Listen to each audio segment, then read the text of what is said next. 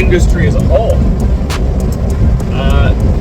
Number one fact in the trucking industry: everything that anyone tells you could easily be a lie, and usually is. I would say 90% of what anyone says in the trucking industry is bullshit. Especially if it involves pay or home time. So if you're new to the industry, take everything that a recruiter says to you with a grain of salt. Especially if they're giving you multiple emails, multiple phone calls,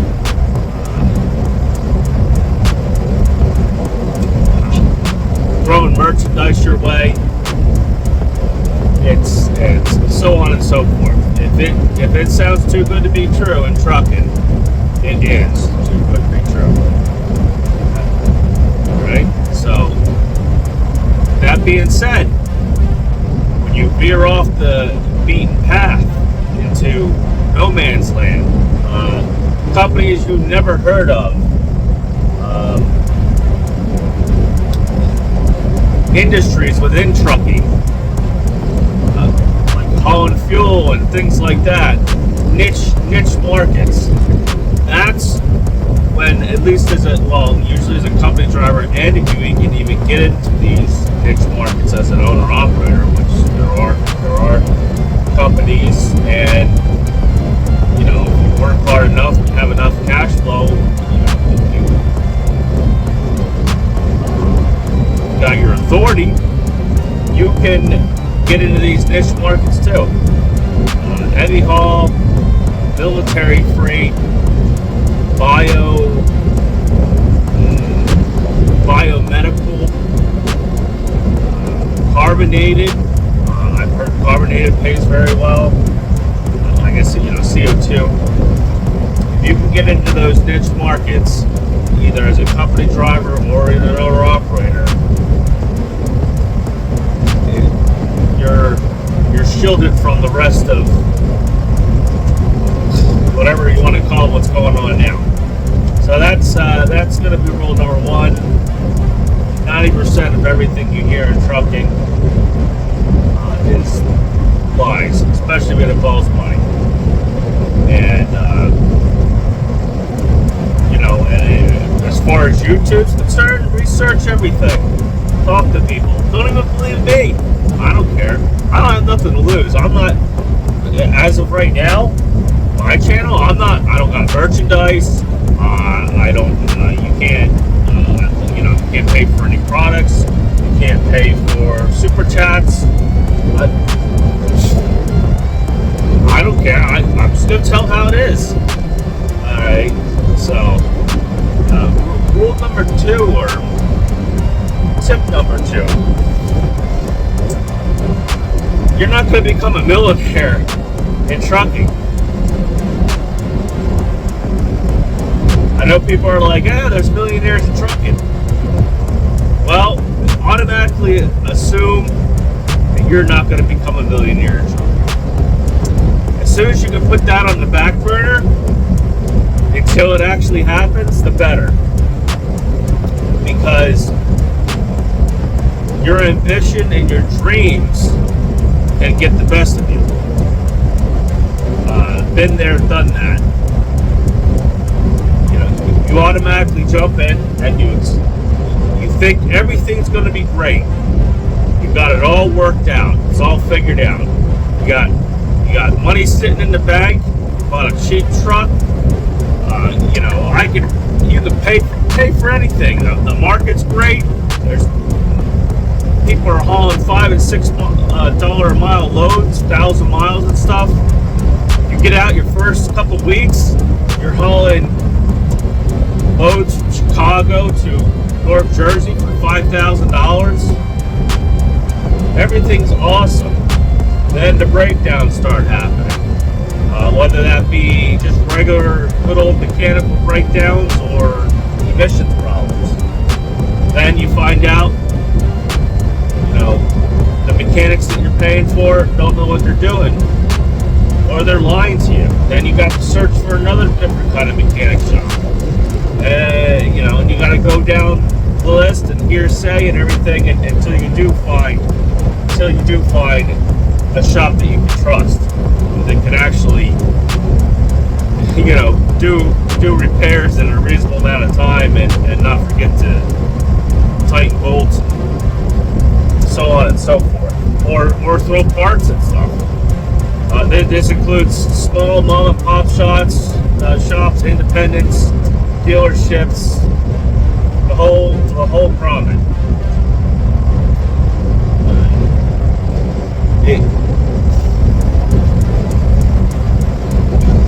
Basically, what will happen, like I said, get the truck, you'll have $20,000 or $30,000 saved up, and within a year, you'll spend $50,000 on random breakdowns that you never thought would happen. And you're saying, oh, I can fix my own stuff. You can only carry so many tools with you. And when you break down in the middle of freaking nowhere and you have to get towed, some people have never talked to anybody or never even been in the industry. When you get a tow, sometimes your tow might only be $500 or $600. It all depends on the tow company. Other times your tow could be $2,000 to $3,000 for just a plain old tow.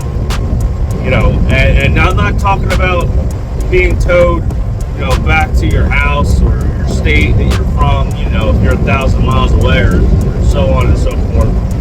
I'm talking about being towed 50 to 60 miles to the nearest dealership or shop. Or sometimes even just 20 or 30 miles or like right down the road. It's all up to the tow company what they decide to pay. Decide what to charge you and what you pay. Of course, you ask them in the beginning what's it going to cost. They get invoiced for anything. It happens all the time in the truck industry, and there's nobody really sticking up for it. So that's going to be like tip number 2. Don't, like I said, don't automatically assume everything's going to be great. You're going to be a millionaire. Prepare for the worst and hope that everything generally goes for the best. Tip number 3. Before you jump in, even to a lease operator spot, even just do a lease, run a company. And if you're really serious about it, get as much information as you can, either from YouTube. And when I mean information, I don't mean information from people that want to sell you their training program, want to sell you their products, want to sell you their new get-rich-quick scheme. I mean just general people that are on here bullshitting and walking you through how they're running their business and what is happening in their business. Because they're usually the people that are selling you stuff, of course, they're making money, and not all of them, but some of them, they get away from what they initially wanted to do when they started talking and helping people out, and the money gets to them, and they start hustling people. If you have an inkling that you're being hustled into anything, don't pay for it. If they continue to give you free information, take it as it is. Like I said, I suggest just becoming a company driver for at least a year. I prefer more, because depending on how you're going to do this, if you're going to jump onto somebody's authority, or if you're going to get your own authority, 2 years is beneficial. There's people that do it sooner, but 2 years gives you enough wiggle room between, especially if you get your authority, between insurance, and everything else, that it'll be a safety net for when those problems that you never thought would even show up can happen. Because there's some things that even money can't buy their way out of in trucking. You have time constraints, you have parts constraints. Run company driver, because when the bad things happen, you can see it. It's not necessarily your responsibility. Like when the truck does break down, you're stuck out for a week. You're not paying the bills. Run the truck like it's your company truck. Pretend you're paying, I don't know, we'll say $1,500, $3,000, depending on how ambitious you are with buying a truck. Pretend you have a truck payment. Pretend you have an insurance payment, a bobtail insurance. Do fill-ups. Find out your fuel mileage, what the truck that you're running for that company, what your fuel mileage is. Take all that into account. Because when you come out here and you find out where you took this load to is a no man's land, and you had no idea, you'll really be appreciative that when you were a company driver and they sent you out to, I don't know, Arizona, New Mexico or whatnot, and you sat there for 2 days a company driver getting maybe either base pay or whatnot, that you kind of got the gist of, hey, there's nothing out here, I'm sitting. Or maybe you're only doing dedicated loads out of there. Like they say, practice makes perfect. Technically, you can use that as practice. I'm not really trying to tell you don't take your money and just go, at a whim and jump out there. Well, I kind of am, but just think about it for a second. Your chances will be so much higher with the experience. It's not necessarily that you will fail, it's more like when you will fail. It might not be right off the bat, it might not be in a year. It just, look, like for an example, you could fall out of your truck there for almost 2 years and land on money. It's not necessarily like that anymore. I'm not saying nobody's making money out there right now. It's just, it's not on a mass scale. It's not. So, conclusion, practice makes perfect. Get as much knowledge as you can before you're paying the bills. Simple as that. Because when you're paying the bills, there's going to be nobody there to help you. You're on your own. It's a hard knock life, it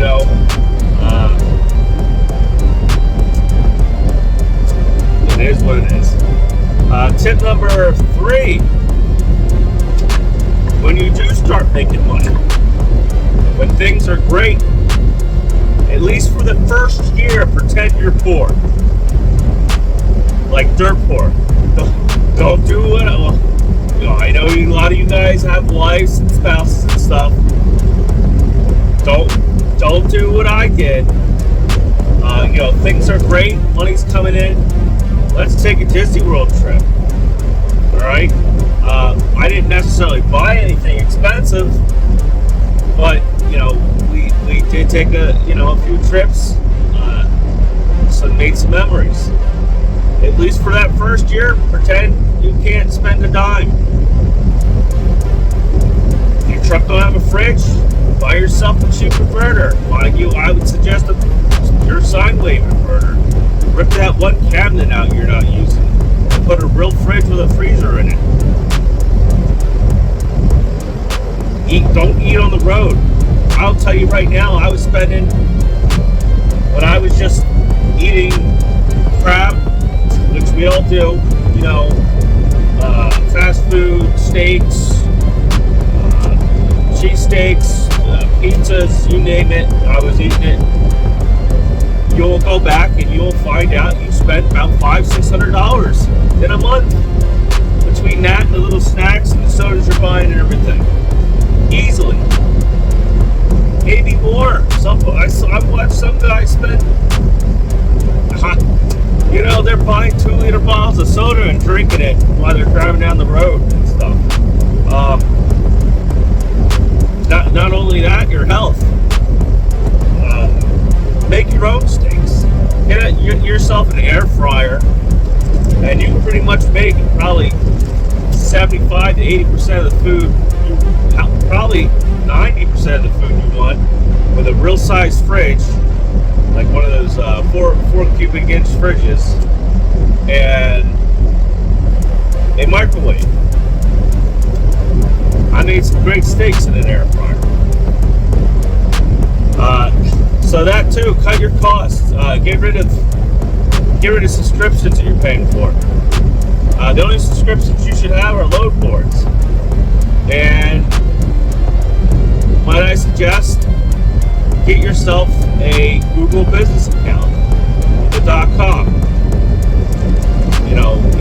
Even if it's, even if you're under somebody else's authority. I still had my LLC name, as my .com name for my emails, and I learned how to write professional emails. Even if you're not getting professional emails back, just include the MC number, include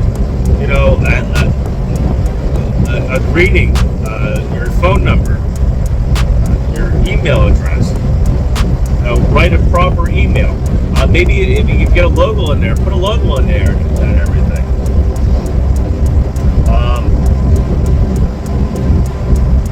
And like I said, live like you're poor for the first year, because you never know what's going to happen with that truck.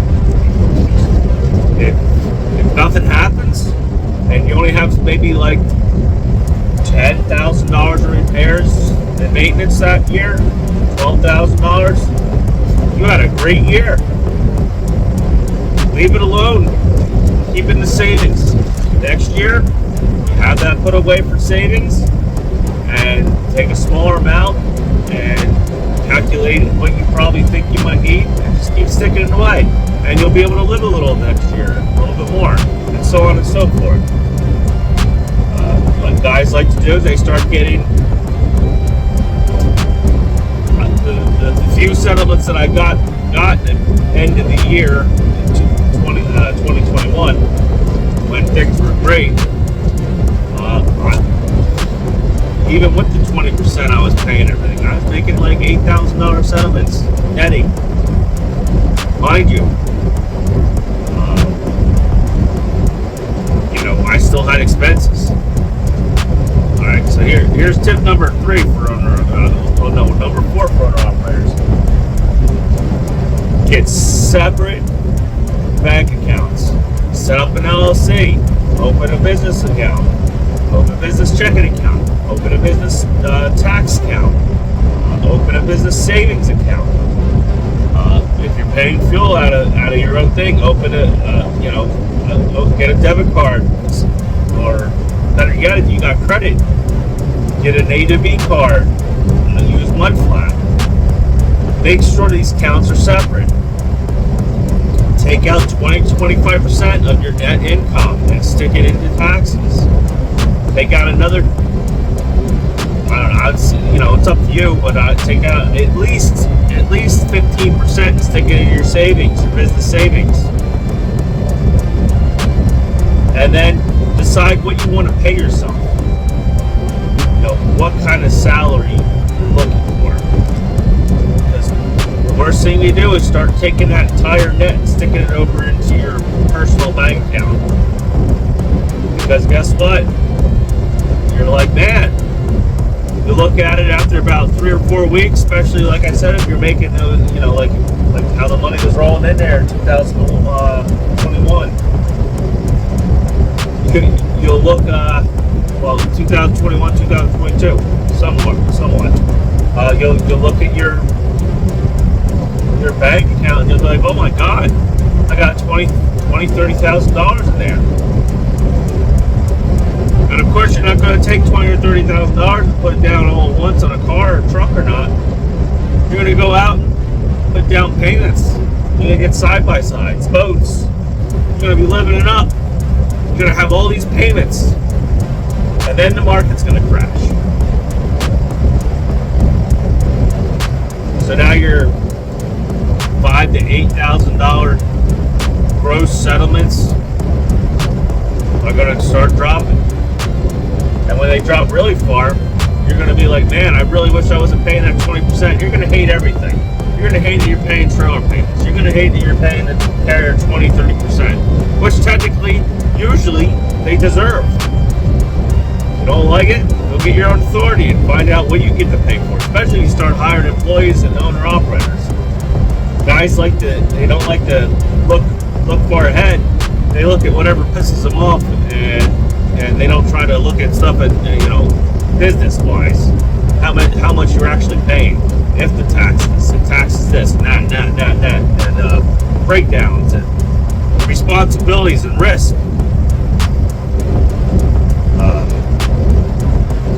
So, like I said, that's tip number 4. Business bank account. Spread your money accordingly. And if you really have a bad problem, make sure the banks aren't together. Make sure you have to literally write yourself a check and cash at your bank or on your phone or whatnot. If you can't save and you're just gonna start transferring $5,000 to $8,000 in net over into your personal account.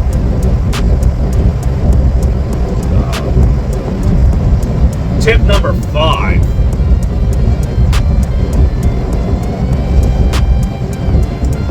Try to see how I can word this.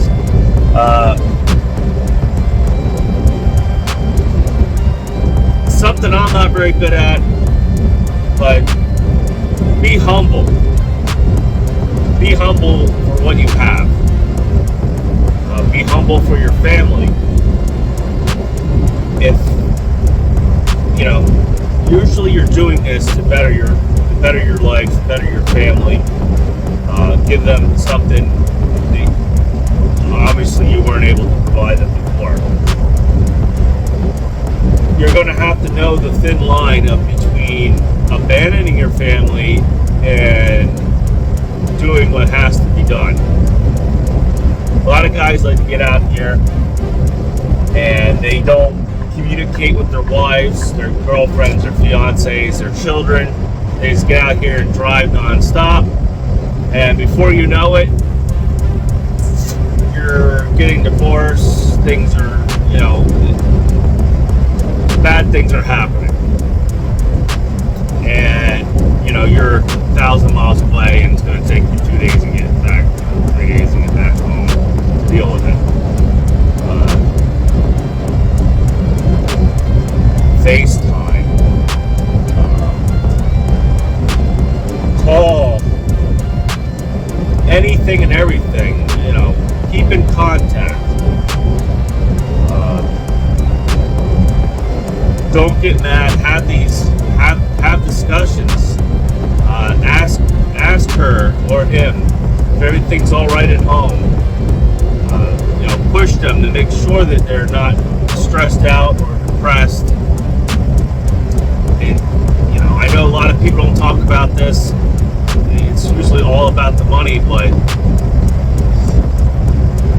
if you lose your family over making money, it's what the hell are you out here for? Why you put yourself through the sometimes a lot of guys, it might not look depressed on YouTube, but there's depression out here. You barely ever talk to anybody. Your friends and family are at home enjoying themselves. Sometimes, you're not home for Christmas, especially if you're like a company driver and stuff, you're really hurt. Like I said, sometimes the money, you got to make the money. You got to stay out, even as an owner-operator. you got to make sure that your spouse and your children and stuff understand what you're doing and why you're out here.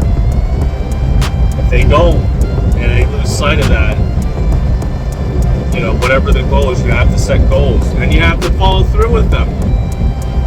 If you say, I'm going to stay out here, and I'm going to run, I'm going to, you know, start grossing $2,000 paychecks, you know, if you're a company driver, you know, I have a goal set for $5,000 net, you know, I'm going to pay off bills, we're going to pay the mortgage down, we're going to do this, we're going to do that, we're going to, you know, get out from under that car loan. And you don't do that, you just start taking the money and opening up, you know, because once you start having the money come in, it's a lot easier to get loans even with that credit, especially when you can put like $2,000 or $3,000 or $4,000 down on stuff. And usually what they do is they ask for, you know, bank statements, taxes. You can send them your settlement, and you know, when they see that money's coming, they're like, shit, there's some money we can yank off this guy, and you know, who cares that he's defaulted on other stuff? We'll get ours. Don't fall for that. Don't go start buying side by sides. Get what you have to do your goals. Then when you have your goals set and things paid off, the house paid off and whatnot, then you can decide to maybe see, hey, hon,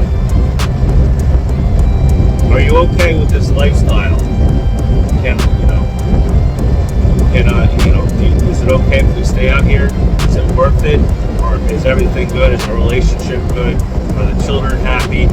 Then you can go and decide whether or not you want to stay out there and continue to make the money and building your nest egg, or maybe drop down to being a local driver, or find a local dedicated position, or get out of trucking altogether.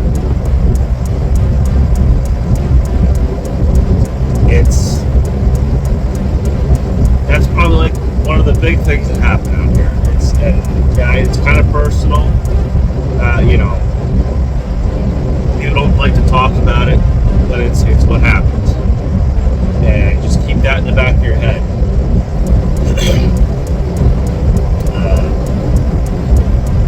Tip number 6.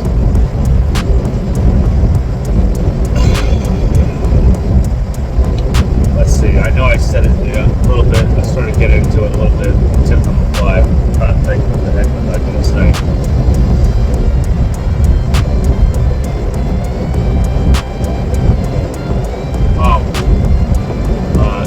Depression.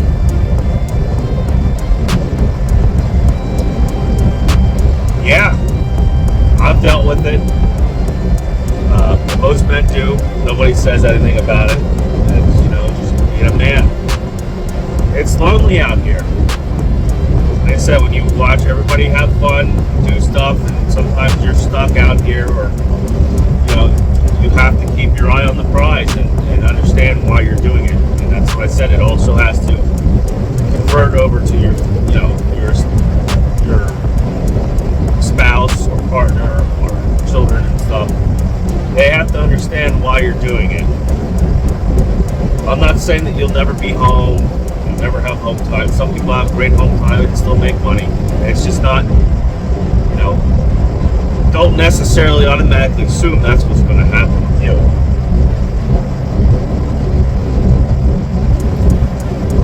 Biggest thing, really what gets you down is, how about this? I'll say it this way. Until you think it's going to affect, like, God forbid, don't mortgage your house for a truck. Don't do any of that nonsense. I don't care if your partner understands, and it's too risky. There's a lot of risk in trucking, and not necessarily high profit margins. There's luck. It's luck of the draw. And yes, you can work hard, you can do everything right and still fail. It's just that big of a, you know, it's real world. It's just what happens.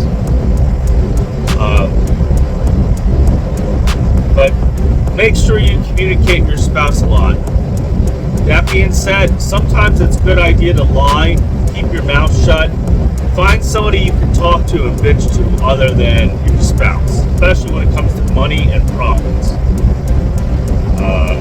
Don't inform them that your truck's blowing up. Don't inform them you don't have any, you don't know how you're going to make next week. Don't do any of that.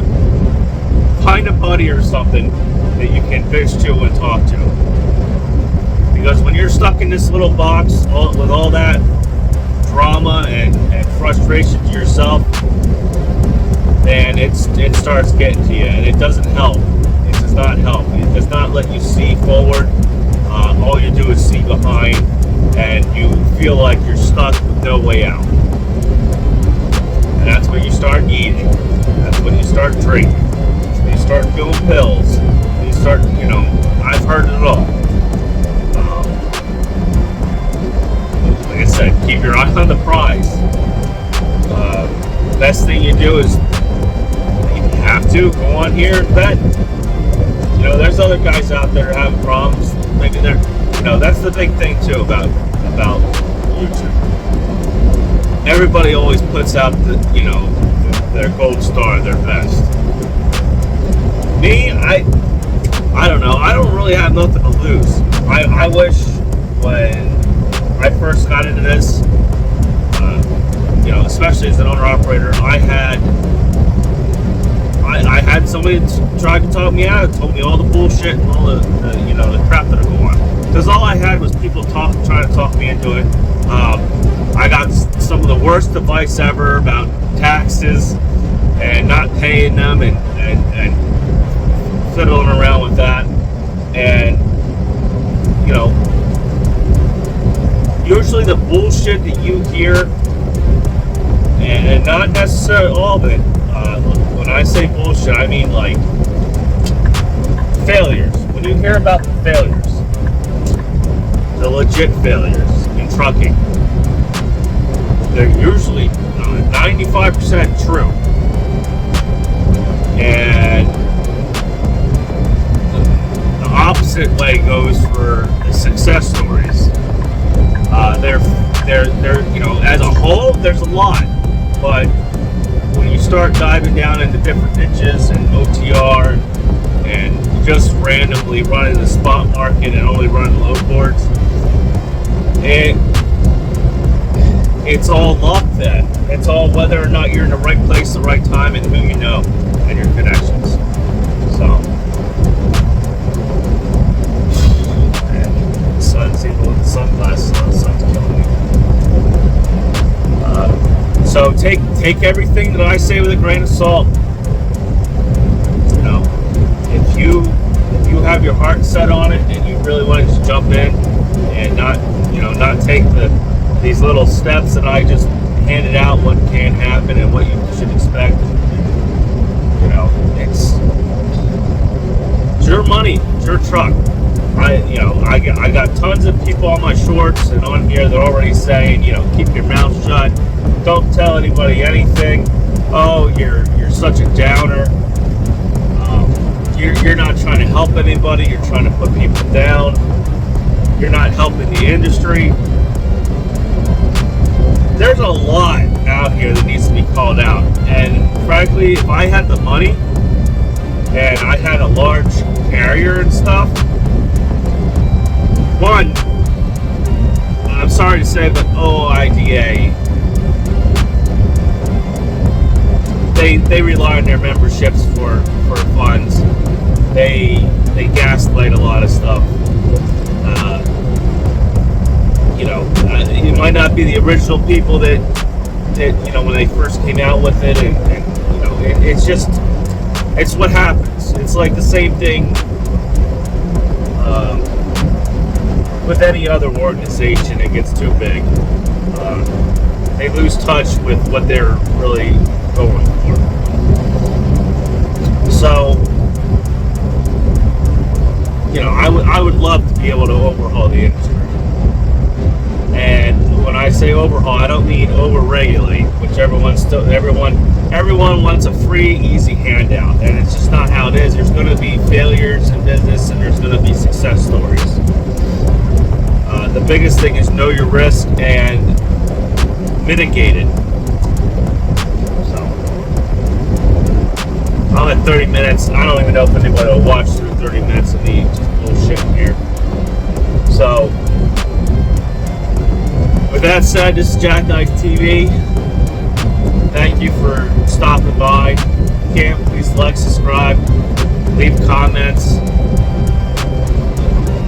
If you really need some help, you can email me. I'm going to put my email down in the description. And take care. And like I say, it is what it is.